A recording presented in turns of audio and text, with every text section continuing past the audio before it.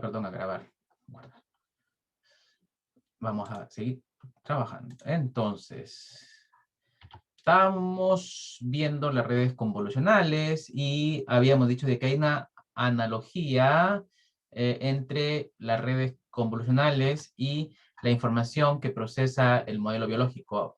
Particularmente, puesto que hay un proceso jerárquico, ¿no?, de información que van extrayendo capas a capas hasta llegar a un proceso cognitivo semántico en el que uno dice, esto de aquí es de esta clase o no.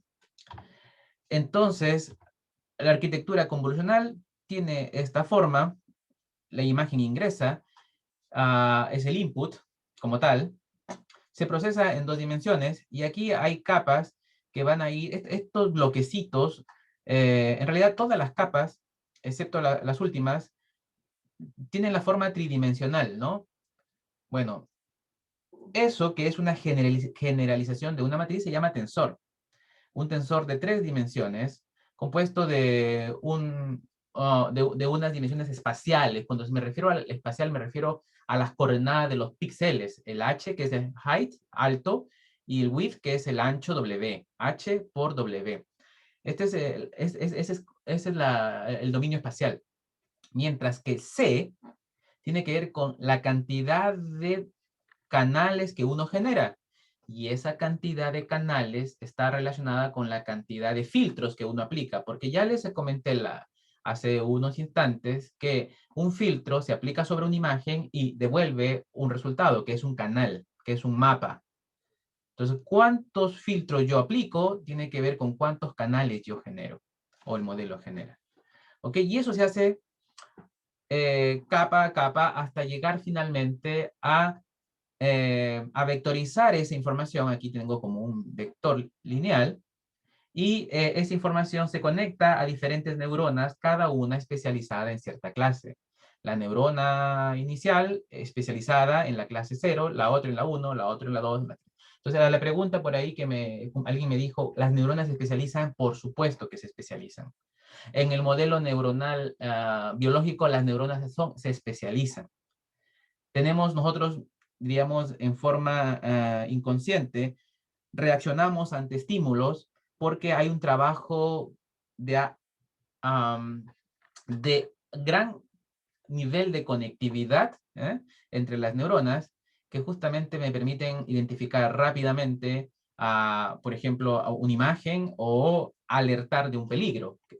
Digamos, sabemos que nuestro cerebro es muy complejo y los estímulos son variados, no solamente son visuales, son, digamos, auditivos, son por el olfato también captamos, tenemos varios sensores, ¿no es cierto?, que nos permiten actuar. Bueno, en el caso técnico, en el caso computing, en el caso más técnico, entonces nosotros aquí representamos la información como tensores.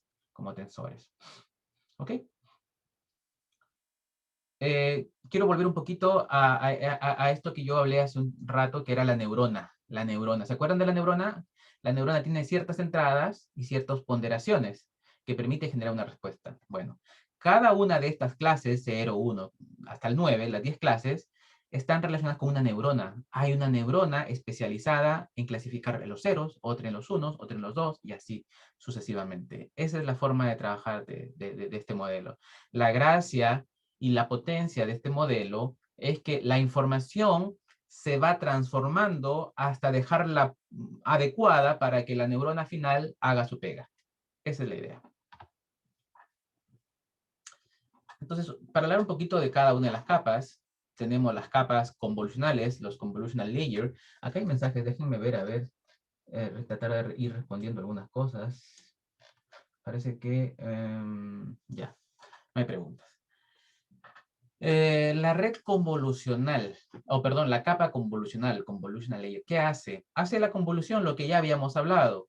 Y yo enfaticé, miren, la convolución hace el producto punto. Y justamente, acá hay un conjunto de pesos que procesa los canales de entrada y genera una respuesta en cada punto, en cada coordenada, y devuelve una salida. Este W es como aplicar el filtro que yo hablé hace un instante, y lo que me va a generar es un canal. Pero el input el input puede tener muchos canales. Por ejemplo, puede ser un RGB o puede tener más canales, de acuerdo a cómo yo voy produciendo mi respuesta.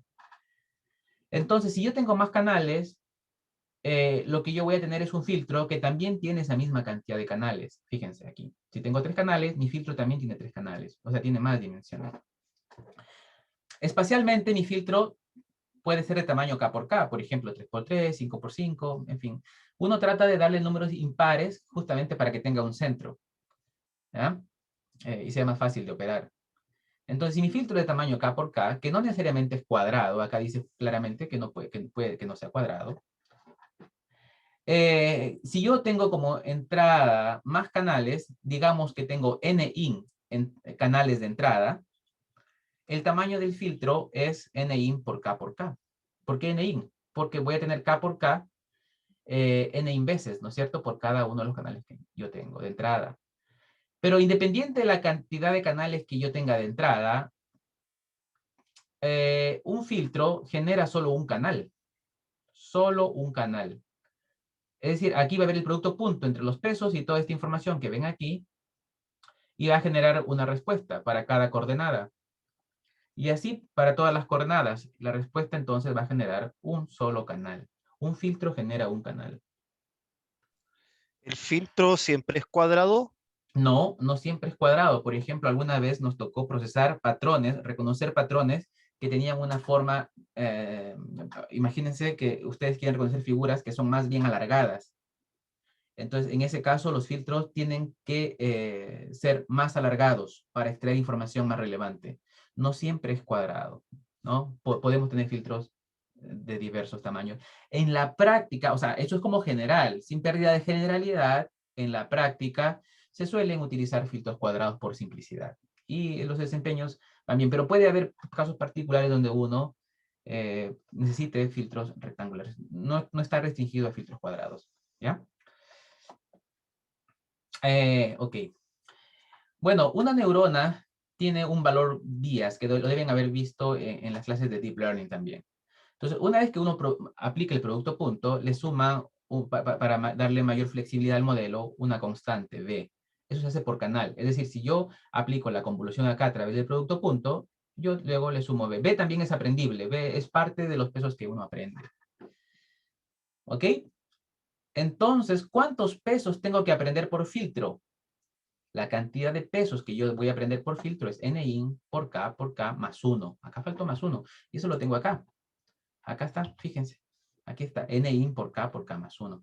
Esa es la cantidad de filtros que yo voy a aprender para generar un canal de respuesta. Pero en la práctica yo no genero un canal de respuesta, sino genero múltiples canales. Entonces, eso se repite N-out veces. N-out veces. Si yo tengo 2, será por 2. Entonces, esta es la fórmula, la expresión para calcular cuántos parámetros, cuántos pesos tiene su modelo. ¿Bien?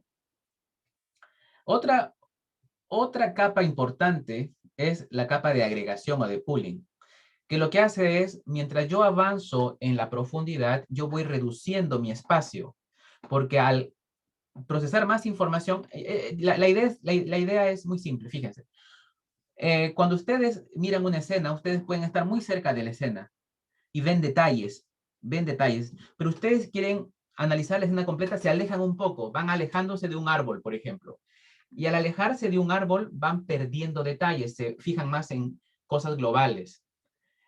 Por lo tanto, van perdiendo resolución. Y eso se simula dentro de estas redes convolucionales a través de operaciones de agregación, de pooling. Pooling significa agregar, sumarizar, resumir. En donde información vecina, por ejemplo, todo lo que está aquí de rosado, se colapsa a un solo valor. ¿Y por qué? Porque normalmente alrededor de cierta zona hay información repetitiva. Por ejemplo, en las huellas dactilares, si uno mira la huella dactilar, tiene como patrones curveados las crestas o el patrón de la huella, pero en una localidad particular todas siguen la misma orientación. Entonces, uno puede estimar la orientación local y quedarse con un solo valor.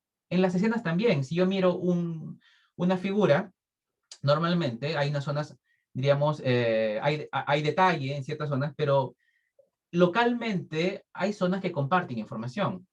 Por ejemplo, la piel. Entonces, localmente hay zonas que van a tener información similar. Entonces es redundante. Y para minimizar esa redundancia, uno hace pooling, agrega información. Y eso hace que el tamaño de la imagen comience a reducirse. Entonces, mientras aumenta la profundidad, fíjense aquí, el tamaño espacial, el H por W, comienza a achicarse. Ustedes se dan cuenta de que estos modelos en la parte ya, en el cuarto nivel, son más pequeños respecto al espacio HW, ¿sí? Eso es típico aquí. Mientras uno aumenta en profundidad, reduce la dimensión espacial. Pero a la vez ustedes ven que tiene más canales. Sí. ¿Por qué tiene más canales? Básicamente porque uno quiere mantener o explotar los recursos, ¿no es cierto? Como reduje espacialmente, yo tengo la capacidad de aumentar la cantidad de canales y con eso obtener más información. Y hacer que en todos los niveles el uso de los recursos sea equilibrado. Ahí me respondiste una duda y que efectivamente, como yo voy reduciendo el espacio que estoy analizando, estoy especializando, ¿no es cierto?, la visión, por decirlo así, eh, cómo no se tergiversa lo que estoy mirando, cómo no pierdo el foco de lo que estoy analizando. Y con lo que tú me dijiste que, ok, se reduce el espacio, pero se aumentan los canales, eh, entonces mantengo la proporción de datos que necesito para tomar una decisión correcta, sí. Ahí me Exacto, respondiste eso. exacto, perfecto. Gracias, gracias por la participación. Muy buen punto. Eh, la gracia de esta capa pooling layer de agregación es que no tiene parámetros. No tiene parámetros. Acá no hay que aprender ningún nodo W. Simplemente es una operación de agregación, de reducción. Nada más. ¿Ok? Antes, para que vean, el factor de reducción tiene que ver con un parámetro llamado stride, saltos. O sea, yo tomo este píxel, sumarizo la vecindad en un punto y me salto. Me voy saltando. Uno por medio, por ejemplo. Significa stride 2. Me voy saltando uno. ¿Ok? Si me voy saltando 3, se reduce más en cada dimensión. Entonces, el nivel de reducción tiene que ver con el stride. Y en la práctica, el stride 2 es el más ocupado. Y el tipo de pooling hay diversos. Uno ocupa average, que significa sacar el promedio de esa vecindad, o max, el máximo de la vecindad, o min, el mínimo. En la práctica, el average pooling, el max pooling son los más ocupados. Y el tamaño de la vecindad también es un parámetro, ¿no? Puede ser 5, 3, 3 por 3, uno puede manejar eso. En la práctica, 3 por 3 es el común. Bueno, José Manuel, ¿sí? una pregunta. Ese Dale. parámetro del stride, el parámetro del stride, va a depender básicamente del tamaño de la imagen. ¿De qué depende básicamente ese parámetro? Sí, ese parámetro stride, normalmente uno ocupa stride 2, es decir, que conforme yo avanzo en las dimensiones, yo achico a la mitad en cada dimensión. Eso es lo común, eso es lo más típico. No he visto casos en los que se ocupe un parámetro más alto, ¿ya? Pero si uno quisiera al tiro, por ejemplo, extraer información y si la imagen es muy grande y al tiro reducir el tamaño a un factor de 4 en cada dimensión, yo puedo cambiarlo, sí. Sí, está relacionado con el tamaño, claro. Y con la capacidad de tu modelo, de tu GPU. A ver, si tengo imágenes muy grandes, muchas veces la operación de procesamiento no cabe dentro de la GPU y por lo tanto, de la memoria de la GPU y por lo tanto no van a poder entrenar. Entonces hay que reducirlo. Hay que al tiro en las primeras capas reducir a un factor más grande que de 2. Sí, tiene relación. Un tipo de pooling en particular es el Global Average Pooling, que lo que hace es, fíjense, eliminar el H y el W. Es decir, acá tengo H y W, ¿no es cierto? Pero yo puedo eliminarlo, ¿cómo? Colapsando a un solo valor. Y ese solo valor se puede hallar con, acá dice average, con el promedio. ¿Y por qué global? Porque tomo todo el canal y lo convierto en un solo valor. Entonces, linealizo. Ya no tengo más HW y simplemente tengo un vector de tamaño igual a la profundidad. Aquí está. Tengo height, width por depth y me queda solamente depth, porque cada height, width se colapsó a un valor. Cada HW se colapsó a un valor. Este es el Global Average Pooling, muy ocupado actualmente. Bien, y luego nos quedan las capas que ustedes ya vieron en un multilayer perceptron, en una red, que en realidad es un caso particular de las convolucionales. La cosa es que aquí, eso se llama capa densa o capa fully connected, en el que aquí estos son como, el NIN son como los canales, pero resulta que cada canal solo tiene un valor. No hay HW. ¿Sí? Claro, como yo aquí aplico un filtro, y el filtro toma todos los valores, los multiplica y genera un valor de salida. ¿Cuántos? Tantos como capa de salida quiere tener, el NOut. Y la cantidad de parámetros aquí es NIN más 1 por NOut. En realidad es lo mismo que esto de aquí, NIN, pero acá hay un K por K. ¿Y por qué ya no tenemos K por K? Porque K por K, recuerden, era el tamaño del filtro espacialmente, o sea, el tamaño de este W espacial, o sea, el tamaño del rectángulo o del cuadrado. Porque había una dimensión espacial, pero en el caso de la Fully Connected no tengo esa dimensión espacial porque el HW se eliminó. ¿Qué me queda? Un filtro de 1 por 1. ¿Sí? Y ese 1 por 1 me da 1. Por eso es que aquí la expresión queda como NIN. El K por K se elimina porque es igual a 1. Más 1 por el bias que se asocia a cada canal de salida. Y por NOut porque la cantidad de parámetros, fíjense, para calcular la salida en la neurona primera de salida, tengo que tener NIM pesos, que tiene que ver con el tamaño de la entrada, más 1. ¿Cuál es ese 1? El V, el bias, ¿no? El bias, el V que ven aquí, por NOut. NOut, ¿qué es? La cantidad de salidas. Esta es la cantidad de parámetros aprendibles ahí. Bien. Con eso, ustedes componen una red. AlexNet es una red típica del año 2010, 11, se desarrolló en el 2010, se propuso en el 2011, se publicó en el 2012.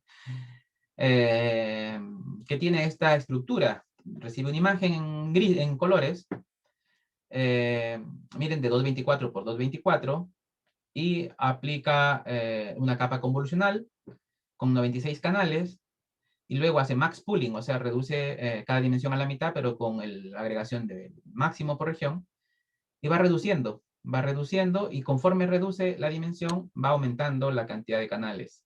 ¿Ven? Reduce, aumenta, aumenta, hasta que finalmente tengo un bloquecito de 13 por 13 por 256. Eso, inicialmente, en este paper, ellos esos valores lo estiran. Es decir, los 256 por 13 lo convierten en 256 por 13 por 13 valores, linealmente, un vector grande. Y ese vector grande lo conectan a una capa densa, y eso a otra capa densa, y finalmente esta capa densa penúltima, amarilla penúltima, es la que se conecta a cada una de las neuronas de la capa final, que clasifica. ¿Cuántas clases? 1000. ¿Y por qué 1000? Porque hay un problema, un dataset, mejor dicho, llamado ImageNet, en el que hace unos años se solía hacer competencias de clasificación, y el problema era desarrollar modelos que clasifiquen en 1000 clases diferentes. Voy a mencionar un poco de esto de estadística sobre esta competencia. Imagínense, 1000 clases, tener que clasificar 1000 clases diferentes. Es un problema desafiante. Y esta estructura tiene muchos parámetros. Sería buen ejercicio calcular la cantidad de parámetros. Lo vamos a hacer con una más pequeña. Y como tiene muchos parámetros, requiere mucha data. Bueno, este dataset, ImageNet, tiene 1,5 millones de imágenes aproximadamente. Y con eso se entrena el modelo. Disculpa, ¿Sí? consulta. Hola, ¿podías volver a la PPT anterior? Es que Sí. te quería hacer dos consultas. Tú hablaste de las partes convolucionales. Tengo dos preguntas en realidad. Una, la más cortita, era que tú hablaste cuando mostrabas la red feedforward del final, porque al final es una red feedforward completamente conectada. Ojo, hablaste de... perdón, todo es ¿Sí? feedforward, ¿eh? Todo es feedforward. Ah, sí, pero que las otras son como capas especiales que son de pooling, de convolución, pero uno cuando estudiaba las redes neuronales antiguamente, cuando no había la capacidad de cómputo, uno solamente, las redes feedforward existían hace mucho tiempo. Y después se agregaron todas estas capas adicionales para trabajar con imágenes, y gracias a la capacidad de cómputo se pudieron trabajar y se pegaron el tremendo salto en lo que es las redes neuronales. Pero en un momento tú hablaste en una PPT anterior sobre el filtro que tenían las neuronas. En una PPT anterior, cuando la mostraste, hablaste de un filtro. Cuando mostraste la última parte de la red feedforward, digamos, la última parte, que estaba completamente conectada. Ah, ok. ¿Cuál era? Esa. Y ahí en la primera capa de la izquierda tú hablaste de filtro. ¿Te referías a la llamada función de activación de las neuronas? No, ¿O no es lo no, mismo?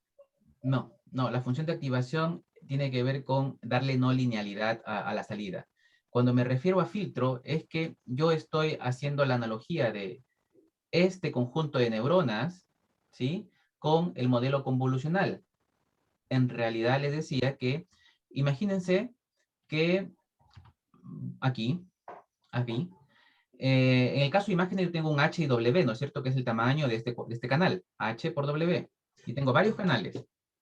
Pero en esa red densa, o sea, o fully connected, no existe este H por W, o existe, pero el H y el W vale 1, porque este canal se representa como una sola neurona. ¿Ok?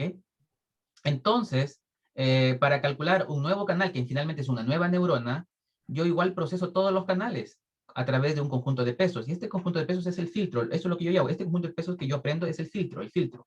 Aquí el filtro, en esta estructura, el filtro es el conjunto de W de pesos que se aprende aquí para generar una respuesta en esta neurona. Cada una de estas neuronas de salida, cada una de estas neuronas de salida tiene asociado un conjunto de pesos que se multiplican por la entrada. A ese conjunto de pesos le llamamos filtro, para seguir la Ya, ok. noción de filtro en las redes convolucionales. ¿Por qué? Porque las redes fully connected no son más que un caso particular de las redes convolucionales. Bueno, una pregunta ahí para responder. Ya, ok, entiendo completamente. Perfecto.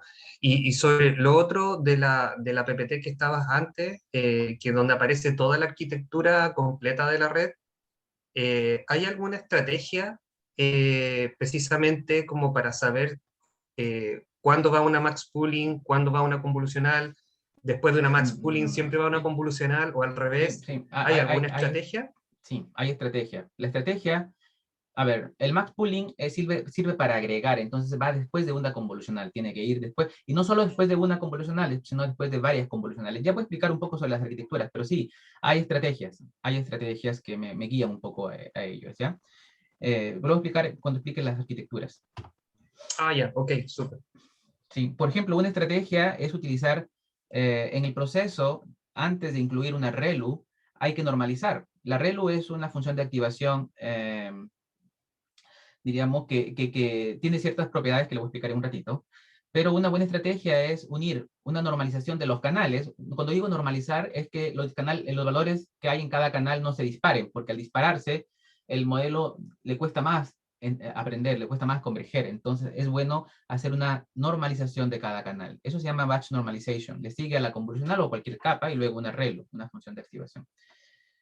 Este es batch normalization. Básicamente, por cada canal, yo tengo que encontrar el promedio y la desviación estándar de sus valores por cada canal, y luego a esos valores centrarlos y restarle su promedio y dividirlo por la desviación estándar del canal. Eso hace que los valores queden como estandarizados ¿cierto? En centro en cero y que no se alejen de 1 porque se divide entre la desviación. Pero para darle flexibilidad, uno, además, luego de normalizar esto, lo multiplica por un parámetro, esto es un factor, determinado gamma, y le suma un offset. Entonces, por cada canal, yo tengo que calcular este mu y este sigma que se calcula de la data, ¿sí? ¿Y por qué se dice batch? Lo que pasa es que este mu y este sigma se calcula en un batch, o sea, en un lote que entra. Eso no se aprende, el sigma y el mu. Lo que se aprende es el gamma y el beta. Este gamma y beta se tienen que aprender, son aprendibles. ¿Ok? Acá está. El gamma y beta son aprendidos por cada canal. El gamma es el factor de escala y el beta es el factor offset, no shift de desplazamiento. Ok, eso hace que mi data se mantenga regularizado y se ha demostrado que afecta muy bien o le da buenos resultados a la ReLU, ¿no? Normalmente en una clase más extensa hacemos teorías sobre las bondades de tener batch normalization antes de ReLU. Bueno, ha llegado el momento un poco de hacer algo de práctica, ¿no? Antes que nos pille la hora, pero luego van a tener que ustedes hacerlo con otro ejercicio con Cristóbal. A ver, hasta ahora les he explicado cómo se define una capa convolucional, qué es una capa pooling y qué es una capa densa. Con estos componentes yo puedo armar una arquitectura que fácilmente me reconozca imágenes.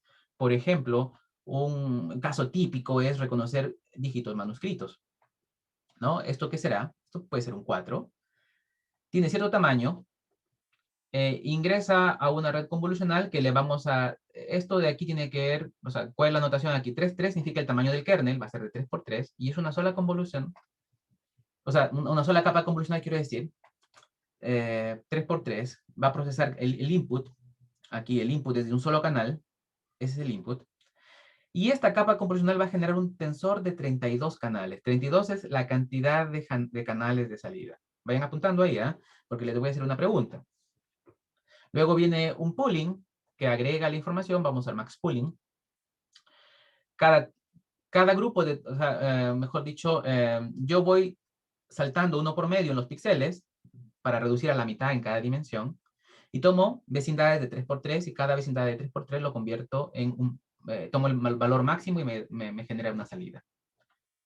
Y acá ustedes ven una convolución que tiene 64 canales de salida, otra vez pooling.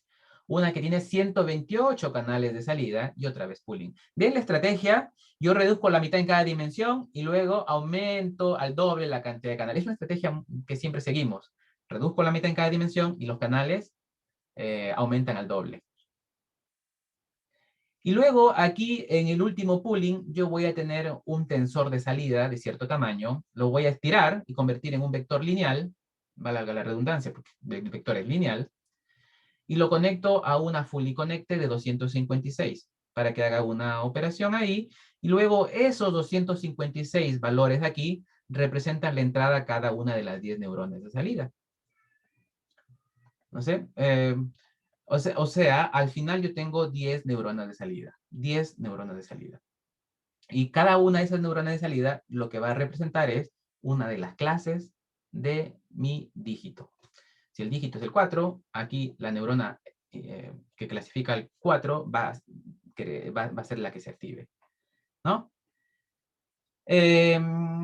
Ok, dado eso, la pregunta es, ¿cuántos parámetros hay aquí? En esta pequeña red, ¿cuántos parámetros hay? ¿Lo podemos hacer? Yo creo que ustedes lo pueden hacer a mano y van a ir calculándolo. Pero vamos a hacer un ejercicio con nuestro código que vamos a utilizar. De hecho, nosotros tenemos un código que lo implementamos hace un tiempo, está en ese GitHub, es el GitHub personal mío, con Net2 es el proyecto, ustedes pueden bajar. Necesitamos utilizar TensorFlow, Python 3.6 para arriba y TensorFlow 2.2 para arriba. En la práctica final, de la jornada, lo van a trabajar con Cristóbal en Colab, ¿no? Y aquí, en este link, en la parte inferior, tengo un blog en el que explico cómo usar este repositorio y cómo entrenar un modelo. Bueno, en TensorFlow, cuando ustedes cargan ese modelo, les va a aparecer esto que ven aquí. Fíjense, una capa convolucional, que es la primera, y me dice cuántos parámetros tiene, 320. Fíjense que el max pooling no tiene parámetros, que la ReLU no tiene parámetros, que el batch normalization tiene 128, que la convolucional, la segunda, estos nombres los pone automáticamente digamos, el framework.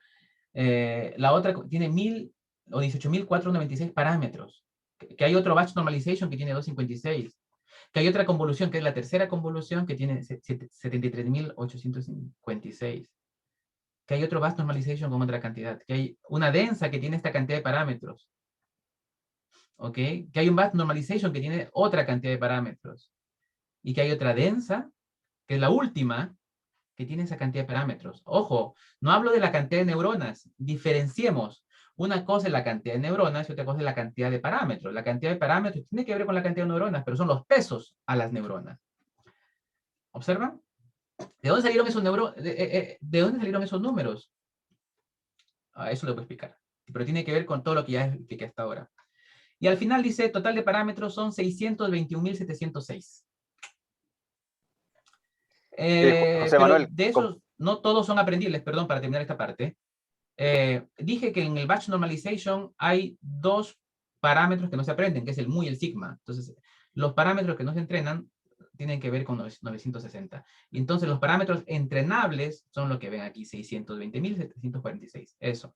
Pero, díganme. oye, no, te quería preguntar, o sea, comparado con el GPT-3 que tiene 175 billones, o sea, debe ser una red gigantísima, con ¿Cuál? muchas GPT-3, Sí, GPT-3. la China. Sí, por Eh, supuesto. y lo otro, dentro de los parámetros también están los bias como concepto de parámetros. Todos son parámetros aprendibles, sí, por supuesto. Ya. Exactamente. Eso, Muy bien. gracias. La GPT-1, la GPT-2 que tenía muchos millones, la GPT-3 que desarrollaron los chinos, claro, tiene billones de parámetros. Por supuesto que necesitamos arquitecturas mucho más costosas, mucho más potentes, ¿no es cierto? Clústeres de GPUs, en fin, capacidades extremas para entrenar modelos grandes. Sin embargo, no siempre un modelo grande es adecuado, depende del problema, todo depende del problema. Y el problema se mide con la variabilidad que tienen mis datos. Un problema pequeño como los dígitos manuscritos, o sea, ustedes podrían, de hecho, ustedes podrían desarrollar un modelo que reconozca montos en papeles, ¿no? Montos en... De hecho, ni siquiera manuscritos. De hecho, en la boleta de servicio quieren reconocer series, quieren reconocer números, montos impresos, los pueden hacer a través de estos modelos. Fácilmente, con modelos pequeños. ¿Por qué? Porque estos datos no tienen alta variabilidad, menos los impresos, ¿sí? Entonces, los modelos pequeños son útiles y el tamaño del modelo va a depender de su problema. No siempre un modelo gigante es adecuado. Por eso es que cuando enseño estas partes, me gusta que los estudiantes metan la mano y no en el código y no se conviertan en consumidores. Porque muchos dicen que estos modelos son commodities, y eso es falso, porque estos modelos, si bien son genéricos, cuando tienen un problema particular, no funcionan adecuadamente. Y tengo casos que les voy a ir contando más adelante, en que el modelo genérico no es suficiente.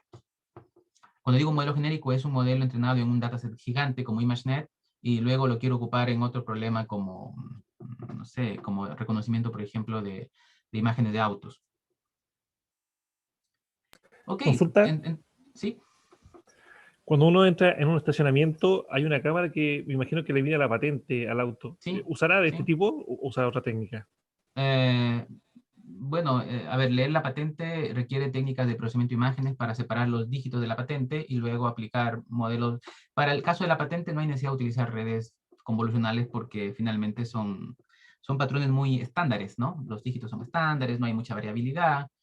Eh, la verdad es que no sé qué es lo que ocupan, pero lo que sí sé es que con técnicas que no sean redes neuronales también pueden llegar a buen desempeño. Y con redes como estas, pequeñas, pueden hacerlo bien. Ya les decía que nosotros desarrollamos un modelo similar, pero en un problema más complejo, que es el reconocimiento de montos en cheques chilenos. ¿Sí? Los montos que uno escribe en la parte superior. Y nuestros resultados superan el 85% en manuscrito. El caso de las patentes no es manuscrito, son estándares. Así que es más eficiente. Deberíamos tener un desempeño sobre el 95% en ese contexto. Así que Ok, gracias. depende, no estoy seguro qué ocupan, pero esto funcionaría. José Manuel, Ok, una, sí, vamos a un poquito quería mostrarles algo. Sí, vayan contando. no, el que muestra la cantidad de parámetros acá o que sepamos la cantidad de parámetros, Mm, ¿te influye en alguna decisión que podrías tomar? O sea, por ¿por qué es supuesto. bueno saber la cantidad de parámetros de la red que estáis construyendo? Por supuesto. Interviene en casi todas las decisiones. Por ejemplo, ¿por qué no puedo entrenar mi red? Tengo una GPU que tiene 4 gigas de memoria. ¿Puedo ocupar mi modelo o no? Tengo que saber cuántos parámetros tiene. ¿Cuánta memoria voy a ocupar? Otra cosa, necesito poner en producción un modelo. ¿Cuánto espacio ocupa? Esto es la cantidad de parámetros. Otra cosa, necesito entrenar un modelo y mi modelo tiene 1 millón de parámetros. Entonces, si tiene 1 millón de parámetros, no va a ser suficiente entrenar con 1000 imágenes. Porque 1000 imágenes va a ser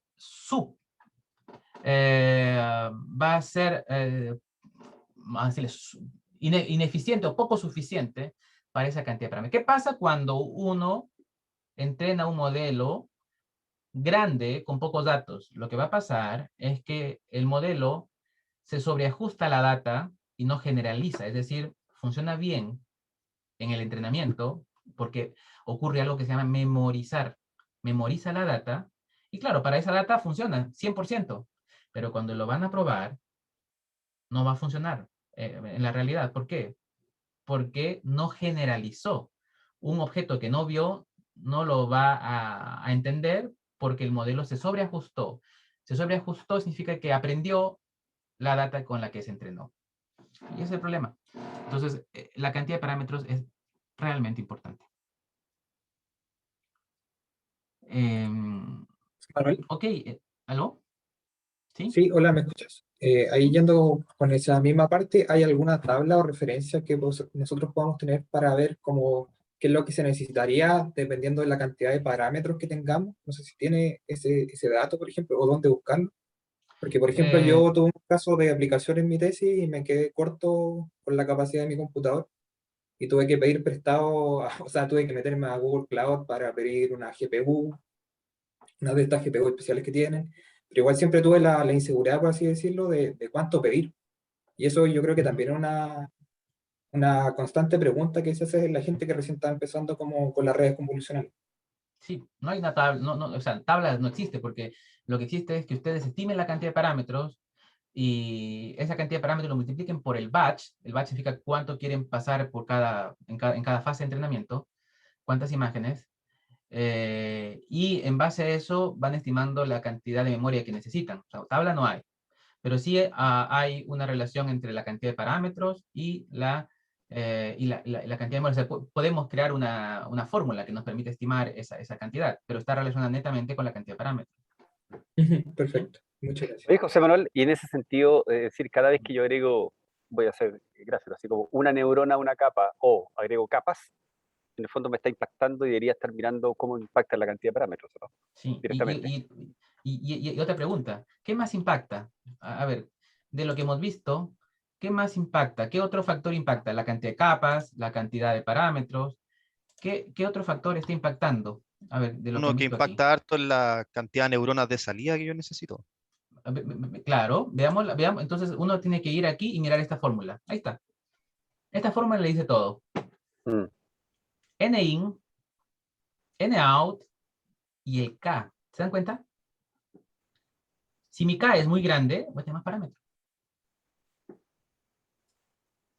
¿Está claro eso? Sí, sí, sí. Exacto. ¿Y qué es el K? El tamaño del filtro. El kernel.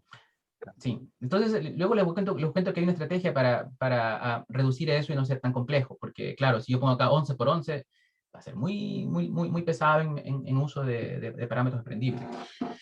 Primero vamos aunque van a hacer la práctica con Cristóbal, les decía que ustedes están viendo mi pantalla. Yo tengo un GitHub que ustedes pueden descargar aquí en mi proyecto. Y ahí está Comnet 2.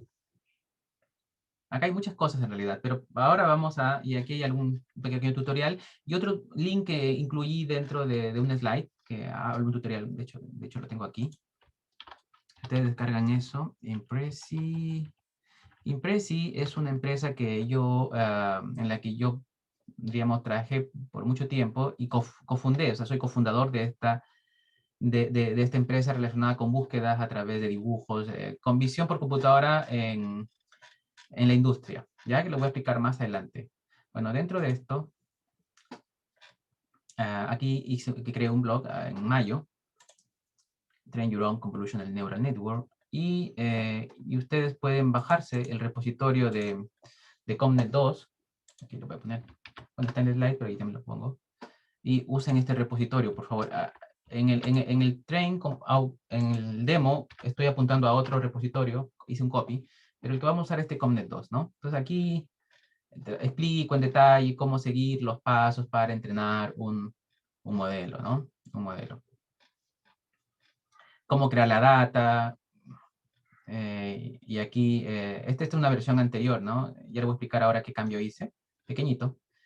Y cómo entrenar el modelo. Y aquí está un ejemplo de los parámetros que van a ver y cómo testear su modelo, ¿no? Y por ejemplo aquí, ante este dígito me dice que el modelo me dice es un 9 con 0.9, o sea, está seguro que es un 9.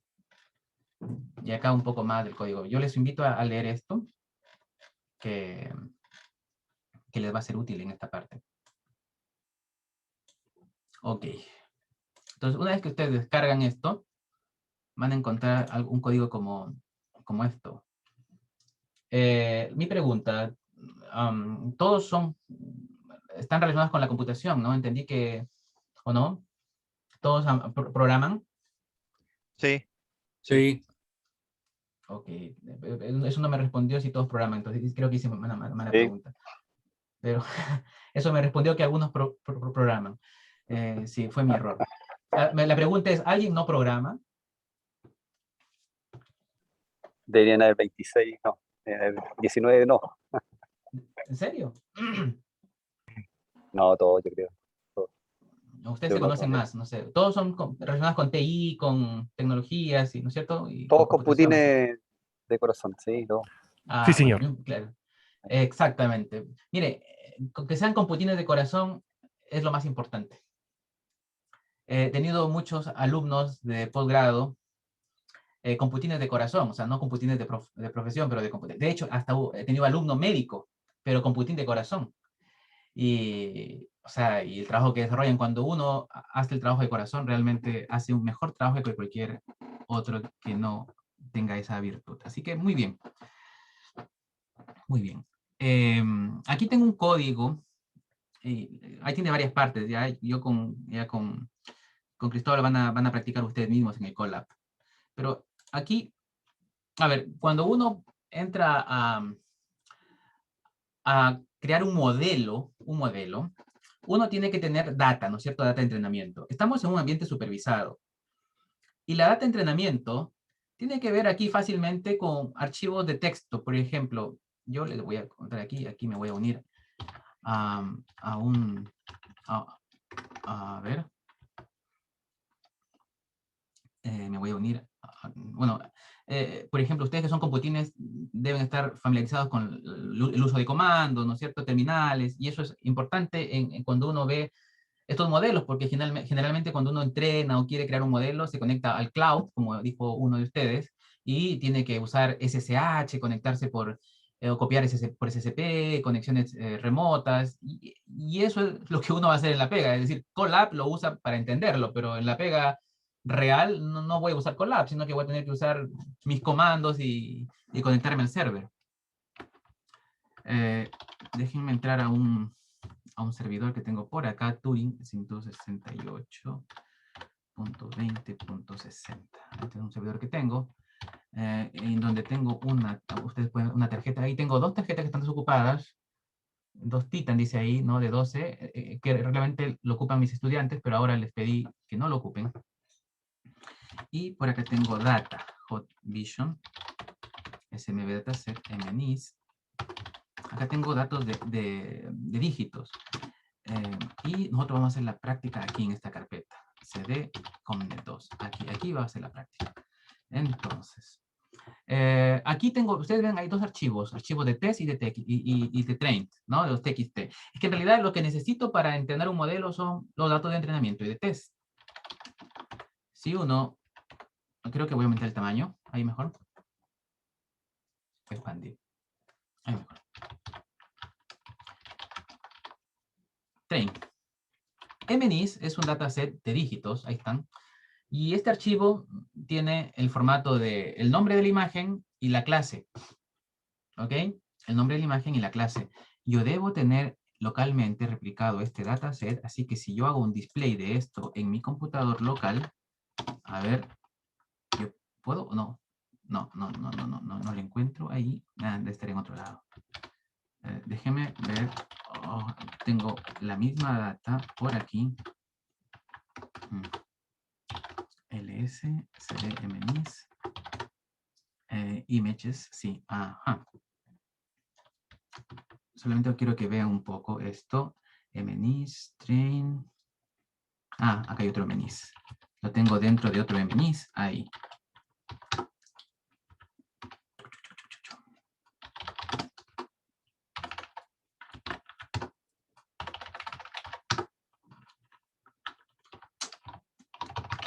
Display.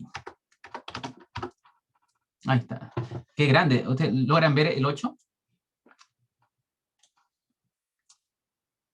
Ahí está el Sí. 8. Sí se Sí, ve, se ese ve. es como Se ve el el 8. 8 que escribe Algo. mi mamá. Sí, se ve.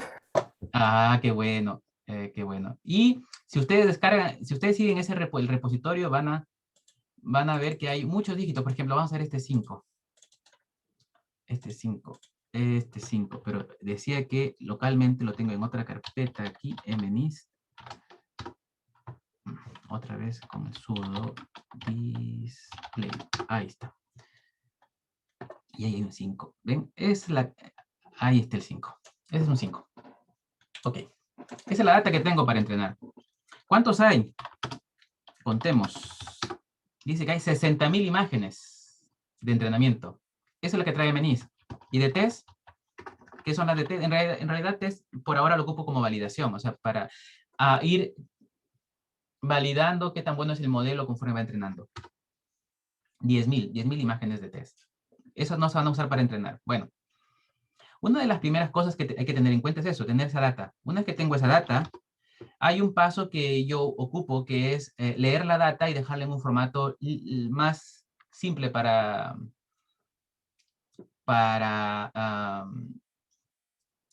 TensorFlow, que es los TF Records. ¿Okay? Los TF Records, tengo un módulo ahí que me crea esos TF Records, que no es más que un formato binario. Pero vamos a saltarnos esa parte y vamos a entrenar un modelo, fíjense aquí. Entonces, para entrenar un modelo, yo ocupo me gusta usar archivos de configuración, a ustedes también les debe gustar usar archivos de configuración. Tengo un MNIS full que entrena con toda la data, y aquí le pongo el número de épocas, voy a aumentar, el número de clases, el tamaño del batch. Acá puedo ocupar un batch de 128, significa que en cada entrenamiento pasan 128 imágenes. Los pasos de validación. En la práctica, este validation step se multiplica por batch size y les debe dar aproximadamente el número de datos o sea, en este caso le debe dar aproximadamente 10.000. Snapshot dir es dónde voy a ir guardando mis modelos. ¿Dónde voy a ir guardando mis modelos? Dice en esta carpeta. Entonces vamos a ver esta carpeta.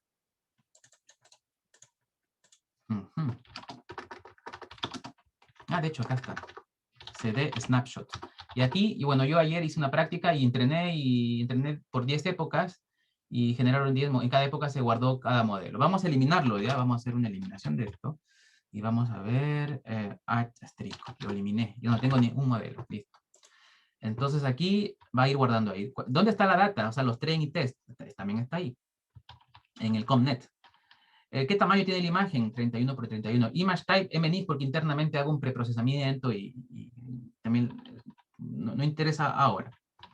Y luego acá, si yo tengo un modelo, puedo cargarlo, pero como no tengo un modelo, yo lo voy a comentar. Comento eso. Para que entrene desde cero. Ok. Y luego lo que hago es llamar a una función que tengo por acá, train simple. Train simple. Acá. Le digo modo train. Me va a entrenar. Y va a usar ese archivo de configuración que les mencioné y el nombre de la sección es MNIS, porque en el archivo puede haber muchas secciones para diferentes experimentos. Entonces, esa tabla que salió ahí, la podemos estudiar. Fíjense lo que está apareciendo ahí. Está entrenando está en la segunda época y va, en entrenamiento va en 99%, es rápido, y en el test, que es este valor de aquí, va en 98.6. O sea, en menos de 10 segundos ya tenemos un modelo que reconoce dígitos a un 98.55%.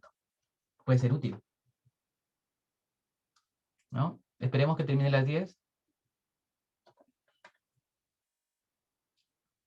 10, la décima. miren, 100, o sea,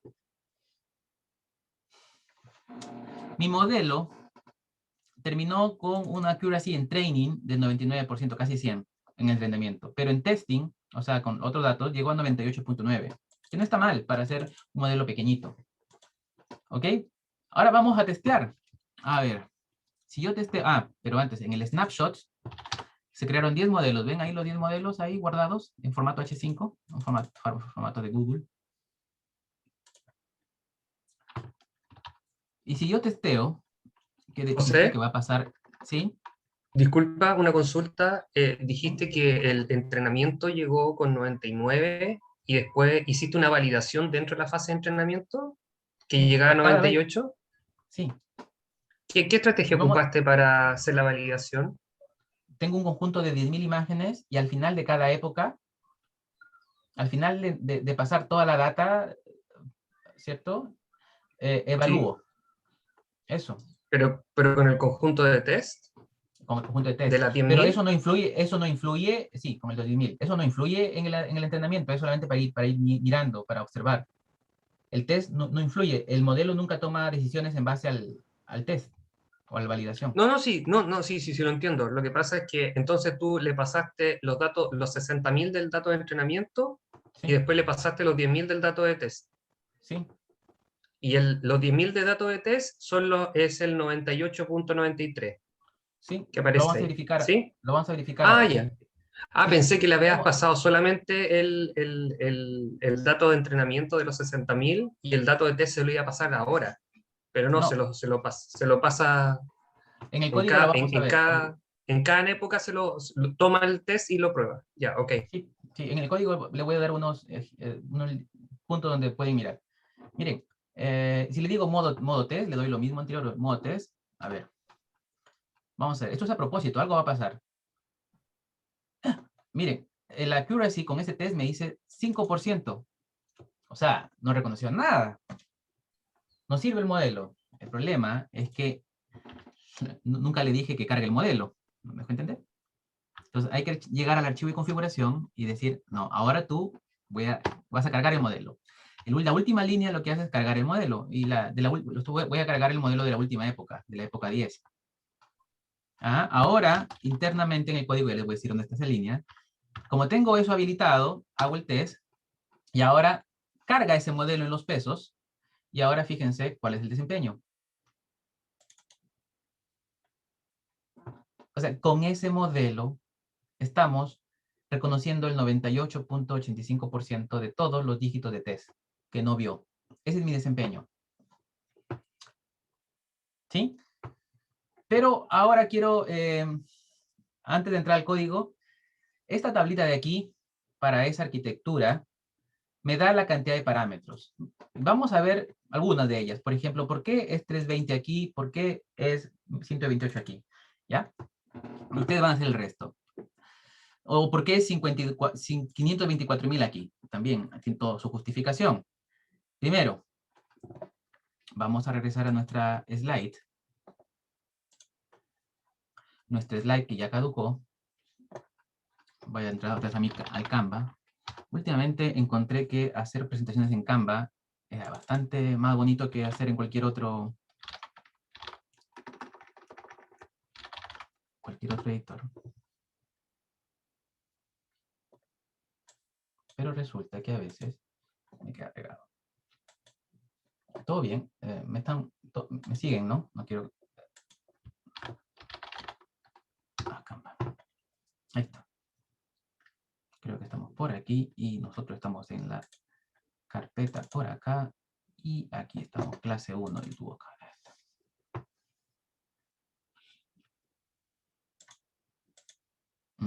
Estábamos aquí. Esa es nuestra arquitectura, ¿no es cierto?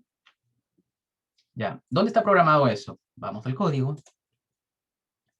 En el código, en Train Simple, que es un código que creamos, aquí ustedes van a encontrar al final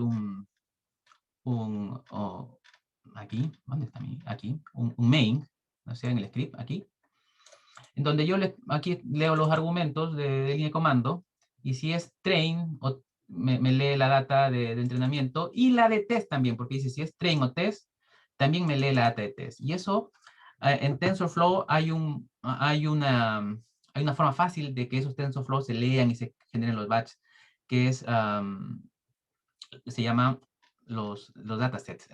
Por acá lo debo tener, perdón, aquí. Aquí el TF Data, el TF Record Dataset genera un dataset model.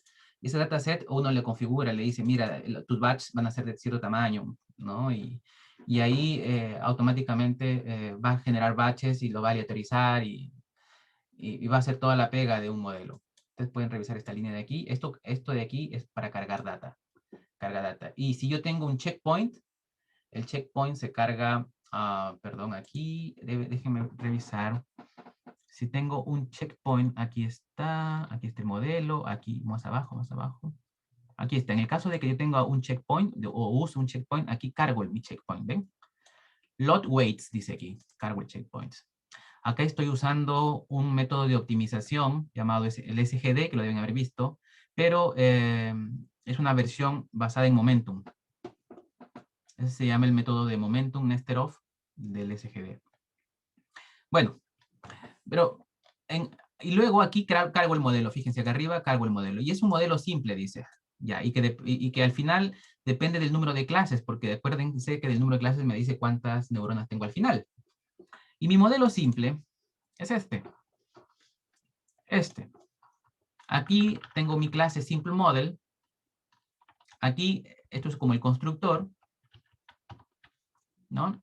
Y en este constructor, ojo que estoy usando aquí también dentro de TensorFlow, a partir de la versión 2, se asocia mucho con Keras. Entonces, la forma en cómo está implementado tiene relación con Keras. ¿Ya? De hecho, vamos a ocupar los componentes de Keras, de TensorFlow. Entonces, la convolución 1 dice que es una convolución de 2 dimensiones, o sea, una convolución en 2D, que tiene 32 canales de salida y el kernel es de 3×3. ¿Y qué es el padding? El padding tiene que ver con la pregunta que me hicieron. ¿Qué pasa con los bordes? No, aquí dice que cuando dice same, padding igual same, lo que dice es, ¿sabes qué? Supón que la imagen es infinita, o sea, si procesas una imagen con convolución, debes generar una imagen del mismo tamaño que la entrada. No pierdes los bordes, los procesas igual. Por eso se llama same. Hay algo que se llama valid. El valid lo que hace es solamente procesar lo que calza con el kernel. O sea, la información de los bordes se pierde y se reduce el tamaño. Ahí, José Manuel, el Sí. 3×3 es el K por K de la fórmula. Exactamente. Exactamente. Y no necesitas saber cuánto del NIN. El NIN es automáticamente se va a saber porque se va a conectar con una capa anterior. Ya vamos a ver dónde se conectan. Acá solamente estoy creando los componentes. Luego se conectan. Aquí tengo un max pooling, que es una función de agregación que no necesita aprendizaje, si solamente defino la función. Dice que toma regiones de 3×3 y hace un extract de 2, o sea, va a reducir a la mitad en cada dimensión. Yo pensé que el NIN era el 128 que tú le dijiste al principio en el archivo config. No, Para la ese es el primera batch. vez. Vale. No, ese es el batch. ¿Qué significa el batch? Ustedes vieron en el Deep Learning seguramente que cuando entrenan un modelo, ustedes pueden mandar la imagen de uno y actualizar los pesos. Pero entrenar en batch significa que no mando de uno, sino mando por lote. Mando un conjunto de imágenes y actualizo los pesos. Vale, gracias.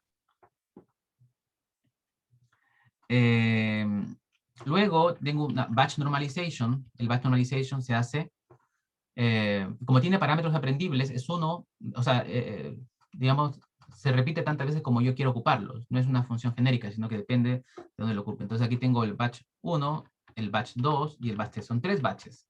Y hay 3 convoluciones, ahí están, las 3 convoluciones. Una con 32 de salida, otra con 64 de salida y 128 de salida. Salida es la cantidad de canales. Y entre medio tengo una fully connected de 256, que se conecta o se va a conectar a otra fully connected que tiene como neuronas el número de clases, fíjense, ¿ve? ¿Ok? Entonces lo que estoy haciendo es implementando esta estructura que ven aquí. Y en el call lo que hace es armar la arquitectura. Recibe los inputs, que van a ser imágenes de 31×31. Y como le dije same, la primera convolución, aquí está, dice que recibe la entrada, voy a aumentar el tamaño. ¿Ahí ven mejor? Miren, acá se arma, dice, aplico una convolución a la entrada y me va a generar una salida de 31 por 31. ¿Por qué 31 por 31? Porque dije que el padding es same, o sea, la convolución va a generar el mismo tamaño espacial. ¿Y por qué 32 aquí? ¿Por qué 32? ¿Alguien tiene una idea? ¿Por los canales? Exacto, porque esta convolución dice que la primera me genera 32 canales de salida. Muy bien. Y luego aplico un batch normalization que no hace más que procesar, no cambia los tamaños, solamente regulariza los valores, así que las salidas se mantienen en ese tamaño. Luego la relu, la función relu, fíjense la relu que está definida arriba también, aquí.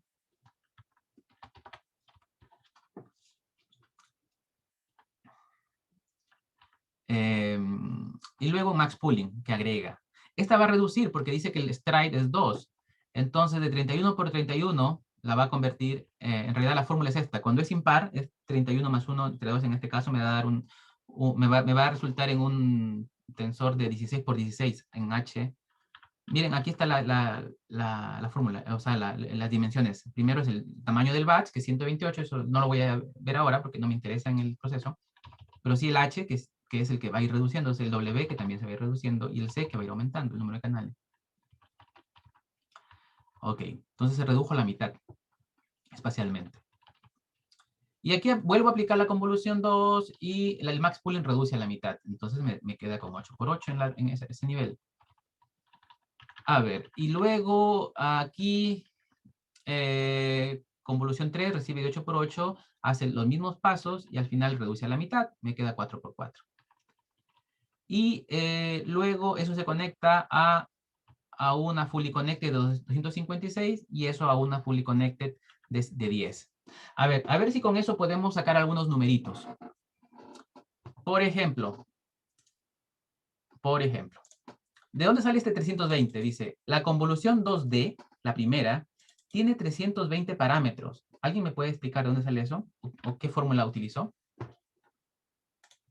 ¿Por qué acá hay 320 parámetros? Es 3 por 3 por 32 más 32. 3 por 3. Claro. 3 por 3 es el kernel. ¿Y porque acá hay un NIN? ¿Se acuerdan en la fórmula? Por 31. NIN, pero...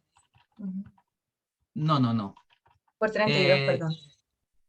No. NIN es el número de canales de entrada. Y en el caso Sí, que es estamos 32. trabajando acá, el número de canales de entrada es 1, porque la imagen va en escala Claro, de es grises. 1. 1. Entonces acá, 1. 1 por 3 por 3, el kernel.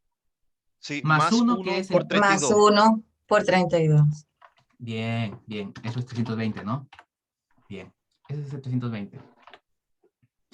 Ahora, ¿por qué acá 128? El primer batch normalization. ¿Por qué 128 parámetros? ¿Qué les dije? El batch normalization ocupa 4 parámetros. 2 que se entrenan y otros 2 que se guardan, que se van guardando. Entonces es 128, perdón. ¿Cuántos canales hay? Hay 32 canales. 32. Y por cada canal se ocupan 4. Esto es 128. ¿Ven? ¿Alguna pregunta más por acá? A ver, la última. ¿De dónde sale esto? 52.400, esto, ¿de dónde sale? ¿Qué es esto? Esta es la capa densa. Pero esa capa densa es la penúltima, antes de la última. 524.000. Vamos a ver dónde salió esto. Copy. Lo voy a poner en mi código. Aquí. Dice que es, estoy por aquí, esta es la primera densa. Esta de aquí, sí. Esta de aquí. Dice que tiene parámetros igual a esto. ¿Y de dónde salió eso?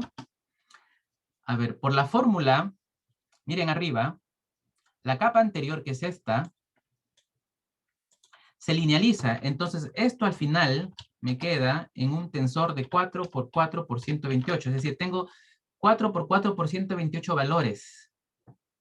Eso se conecta a una capa de 256. ¿No es cierto? ¿Y cuál es la fórmula? La fórmula 2048 por 256. Sí, lo de arriba da 2048. Por Acá da 256 da 2048. Sí. 2048. Pero la fórmula dice que es igual a 2048 más 1, ¿cierto? ¿O no? Ujú. Esto Sí. es 2048 más 1. ¿Por qué más 1? Por el bias. Por los 256.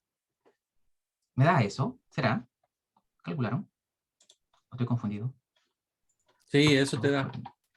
Bien, Te bien, da bien. 524.544.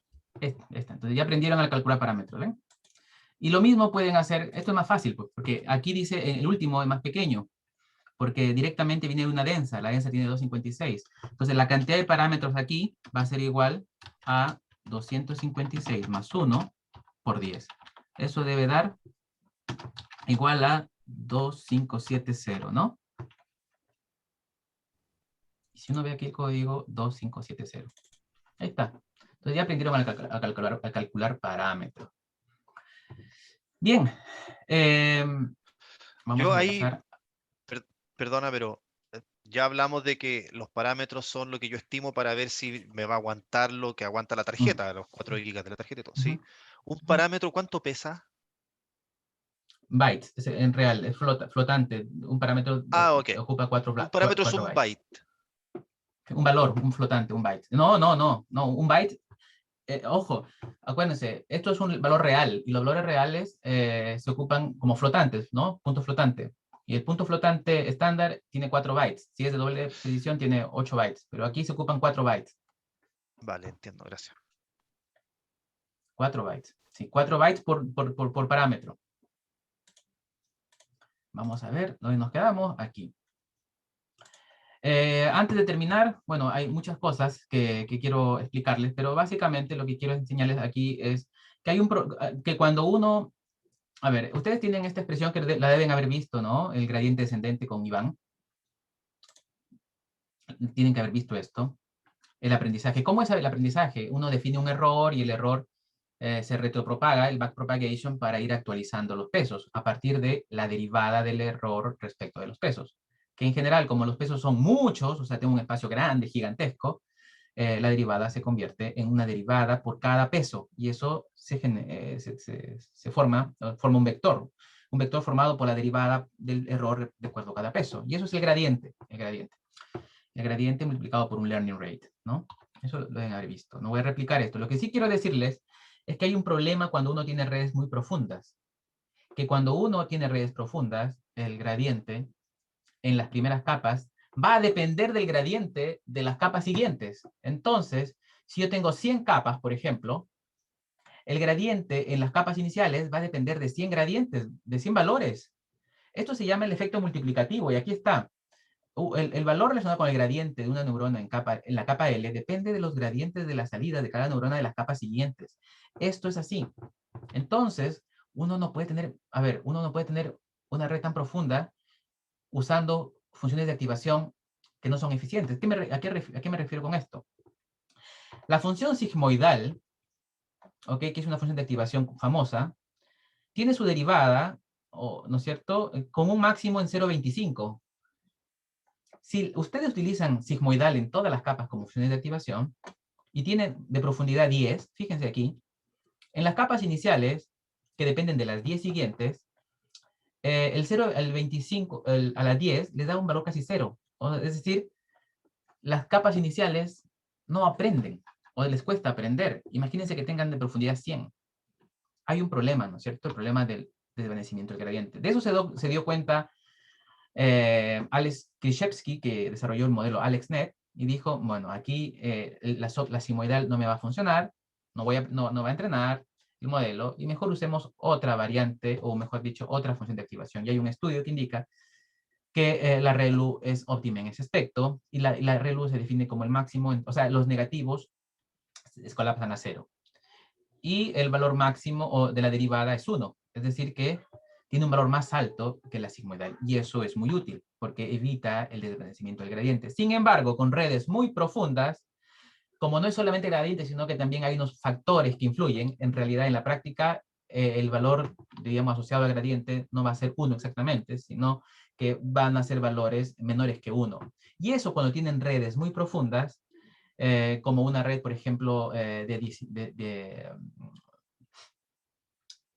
residual con 100, con 50 capas, no es suficiente. Entonces hay que aplicar estrategias. Y una estrategia es utilizar redes residuales, que la voy a explicar la próxima clase, ¿no? Y vamos a ver en la próxima clase justamente que el modelo inicial de AlexNet, que es un modelo que tiene 2 convoluciones, un pooling, una convolución, fue de gran impacto en la comunidad. De hecho, bajó el error como en 10 puntos rápidamente en datasets públicos. Y luego se desarrollaron otras redes bajo la misma idea, pero un poco más extensa.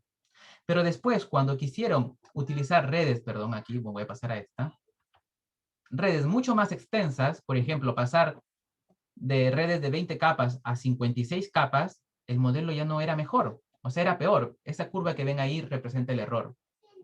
Entonces, la roja representa un error mayor que la verde, siendo que la verde tiene menos capas. ¿Qué pasa? Entonces, ¿más capas es malo? Teóricamente no. Pero en la práctica eso ocurría. ¿Y por qué ocurría eso? Por el problema del desvanecimiento del gradiente. Entonces, esto lo voy a dejar como el pie para la próxima clase, ¿ya? Entonces, ¿qué se desarrollaron? Otros modelos. Unos modelos llamados redes residuales. ¿Ok? Y esto es la famosa ResNet que ocupamos hoy en día, que es el estado del arte, y que voy a tocar en la próxima sesión. Por ahora, terminamos la parte teórica, preguntas. Cristóbal, ¿estás ahí? Sí, hola. Cristóbal. Hola. Hola, Cristóbal. Sí, No te escuchamos. ¿se escucha? Un poquito bajo. Ahora sí.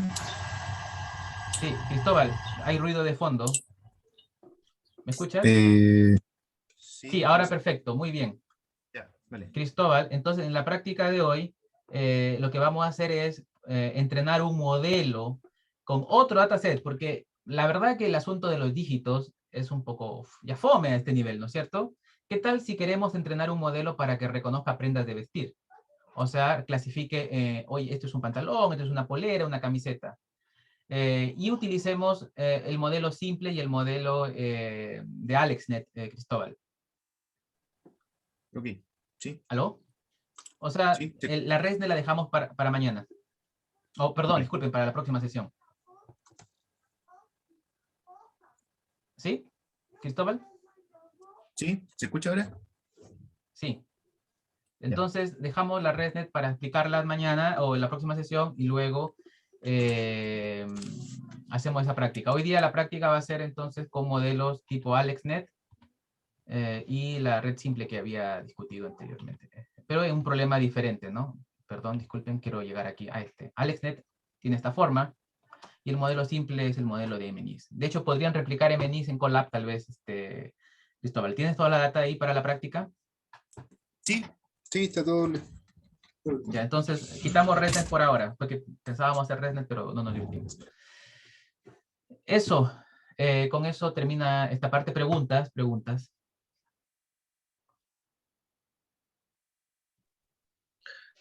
José, yo tengo una pregunta del batch, bien cortita. Cuando uno decide el tamaño del batch, esa cantidad de imágenes que uno decide, pasan, se entregan para entrenar el modelo, y ese batch, esas imágenes que pertenecen a ese batch, pasan y eso significa una época completa. No. Es buena pregunta. Vamos a repasar aquí. Yo tengo una data, digamos, voy a hacerlo con ejercicios más simples, de 100 elementos, ¿ya? Y supongamos que mi batch es 10. Si yo divido 100 entre 10, significa que yo tengo 10 grupos, ¿no es cierto? 10 grupos. Ok. En el entrenamiento, la red no actualiza sus pesos, sino hasta pasar un batch. Es decir, el batch, las 10 imágenes del batch pasan por la red, se calcula para cada una sus salidas, y se calcula un error promedio por las 10. Ese error promedio calculada a partir de las 10, o sea, del batch, es el que permite actualizar los pesos. Para eso sirve el batch. Eso no es una época, eso se llama una iteración, porque todo el batch pasa, es la iteración. La época tiene que ver con haber pasado toda la data. Entonces, ¿cuántos batches o cuántas iteraciones necesito para pasar toda la data? 10. El tamaño de la En tu data ejemplo. dividido entre el batch. Ya, 10, ¿no es cierto? ok. También. Eso es una época. En el entrenamiento que yo mostré, de hecho, vamos a replicarlo. Vamos a replicar. De hecho, lo voy a Es un comentar poco otra vez. parecido a lo que se hacía con Cross Validation, que se dividía en fold. Acá los batch vienen siendo como grupos de datos que pasan y ahí se actualizan los pesos, después pasa el otro batch, después se actualizan los pesos y así sucesivamente. Sí. O sea, Por ejemplo, ahí, no mira, sé, de esa- quizás no sea exactamente lo mismo, pero es más o menos parecido a lo que se hace con Cross Validation, ¿no? Sí, no es lo mismo técnicamente, pero la idea de dividir tiene sentido. Miren ahí, no sé si ustedes observan cómo va entrenando, hay un conteo. ¿Qué significa 469? ¿Qué significa? Dice llegó 469. ¿Qué significa esto? Y miren, va aumentando. 469, vamos a multiplicar aquí. 469 por 128 me da casi 60.000 aproximadamente. ¿Se dan cuenta? El último batch es más pequeño. ¿Qué significa? Que para pasar toda la data yo necesito iterar 469 o tener 469 batches. Eso es lo que significa. Porque la data está compuesta de 60.000 imágenes. Entonces, cada época termina cuando pasa toda la data. Y luego lo correcto es aleatorizar la data y formar nuevos batches. Y pasar la data. Aleatorizar y hace pasar la data. Así. 469 iteraciones de 128 Bien. imágenes. En la última iteración va a tener menos imágenes, ¿sí? Y eso lo hace Exacto, por cada así es. época, que son 10 en este caso. No, en este caso no son... Claro, en este caso son 10 épocas, sí. Y lo Exactamente. que hace entonces es aleatorizar los batches para hacer el entrenamiento como corresponde, ¿sí? Sí, mira, ¿y dónde se hace esto? La magia está por acá en el código. Cuando uno dice train simple, en el código hay una parte que dice... Cuando uno carga la data, le dice aquí, data entrenamiento. Aquí arriba, aquí. Aquí le dice, la data hace un shuffle. Hace un shuffle antes de formar los batches. Entonces, significa que termina una época y hace el random y luego forma batches y vuelven a pasar. Y ese parámetro Aquí en el shuffle train, size, sí, es que para hacer rápido uno no puede hacer el shuffle de toda la data, pues sería lento, ¿no? Entonces lo que uno le dice es, ¿sabes qué? Ocupa un buffer de 1000, una cantidad determinada de elementos. Es el buffer, el shuffle size. Mientras mayor sea el shuffle size, más aleatorio es los datos, o sea, la aleatoriedad se hace mayor, ¿no? Si es más pequeño, significa que van a haber, hay más probabilidad de que sea la misma distribución que antes. Pero hay algo de cambio finalmente. Y eso es para controlar la memoria que uno usa para hacer shuffle. Si no, imagínense, en cada época hacer shuffle, y yo tengo que hacer, ojo, en problemas reales uno pasa como de 100.000 épocas. Y 100.000 épocas, hacer shuffle con 1.000.000 de datos, es muy lento. El shuffle size es el que está en el archivo de configuración, es un parámetro que uno, de acuerdo a la memoria que tiene, puede ocupar. Y entrenar es aplicarle un feed aquí particularmente. Bueno, pero le voy a dejar a Cristóbal que haga la práctica y seguro que él va a estar entretenida. ¿Van a usar Jupyter o Colab, no es cierto, Cristóbal? Sí, en Google Colab. Google Colab, para que todos pueden meter la mano ahí. Bueno, espero que esto hayan recibido, hay mucha información, tómenlo con calma, piensen durante el día y mañana traigan preguntas. Pero antes, Cristian quiere hacer un comentario. Voy a poner pausa aquí. Voy a detener en realidad, y luego cuando empiece Cristóbal grabamos otra vez.